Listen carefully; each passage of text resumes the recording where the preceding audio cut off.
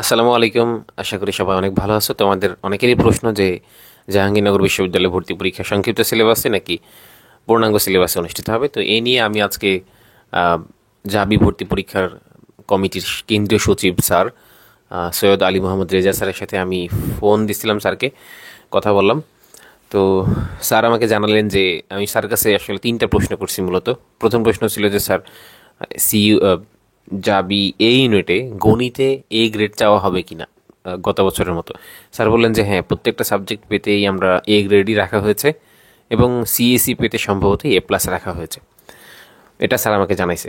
তো গত বছরের মতনই এবারও এরকমই রাখা হয়েছে আর কি।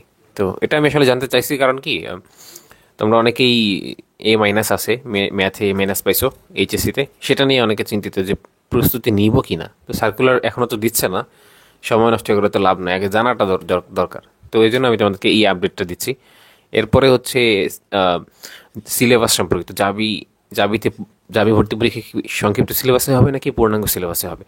তো স্যার বললেন যে আমরা মিটিংয়ে সর্বসম্মতিক্রমে মানে হচ্ছে পূর্ণাঙ্গ পুনর্বিন্যাসকৃত যে সিলেবাস, এইচএসসি 24 ব্যাচের যে পুনর্বিন্যাসকৃত সিলেবাস, সেটার উপর ভর্তি পরীক্ষা অনুষ্ঠিত হবে, এটা স্যার আমাকে জানাইছেন। বরাবরের মতো এটা বলছেন আর কি। এবং তুমি দেখো যে এটা স্যার আমাকে বলেন।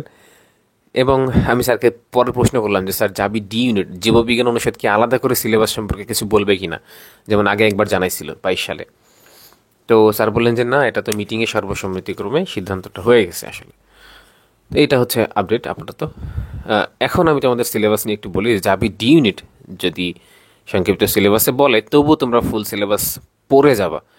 বিশেষ করে যারা দেখো মেডিকেল প্রিপারেশন নিচ্ছ, তোমরা কিন্তু ফুল সিলেবাসই পড়তেছো, যেটা তোমাদেরকে জাবি ডি ইউনিটে অনেক আগায় রাখবে। দেখবা যে কিছু প্রশ্ন 44টা বায়োলজি, 44টা প্রশ্নের মধ্যে ডি ইউনিটে 5 থেকে 6টা প্রশ্ন যদি শর্টের বাইরে চলে আসে, সেটা অবাক হওয়ার কিছু নাই, আসলে চলে আসতে পারে।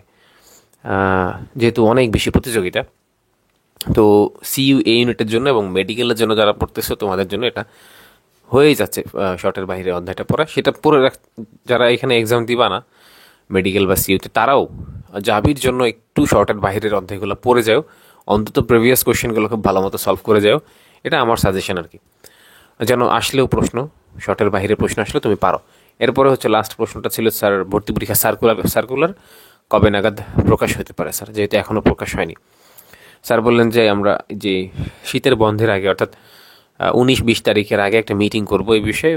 এটা বললেন যে স্যার শীতের বন্ধের আগে মিটিং করে স্যার সার্কুলার প্রকাশ করবে। হ্যাঁ, একটা ডেট ফিক্স করবে, তো সার্কুলার তখন প্রকাশ হয়ে যাবে। এটা হচ্ছে স্যার আমাকে আপাতত এতটুকু জানালেন। আর শীতের বন্ধ সম্ভবত 19-20 তারিখের দিকে শুরু হবে, তার আগেই হয়তো বা সার্কুলার পেয়ে যেতে পারো সম্ভাব্য। তো এ ছিল মোটামুটি আপডেট। আশা করি আমার কথাগুলো সবাই বুঝতে পারছো। আল্লাহ হাফিজ।